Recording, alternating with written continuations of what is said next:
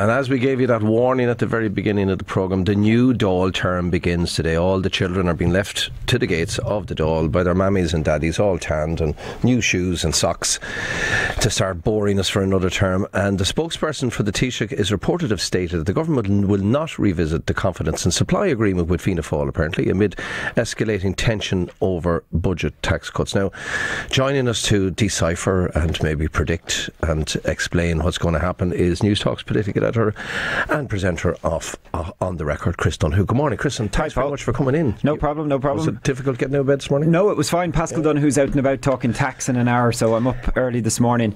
They're coming back to a building site. The Dail has been having work, the Shannon, in fact, is closed down, has been having work all summer, and they've had to tunnel a new corridor for senators to get in from the National Museum so that the poor lambs wouldn't have to go outside the gates. A tunnel? Did they dig underneath the ground? Well, no, they built an entire new structure for them to pass through.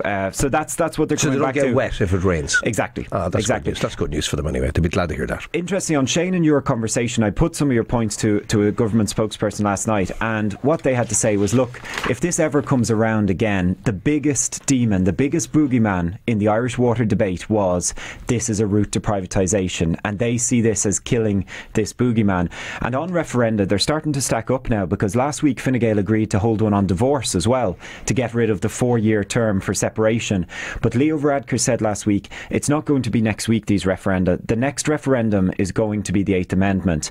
And then if there were to be a presidential election next autumn, or the local elections which are coming, they're scheduled in 19, that would be when those those questions were asked. So they see it as not being a huge cost because the people are out voting anyway.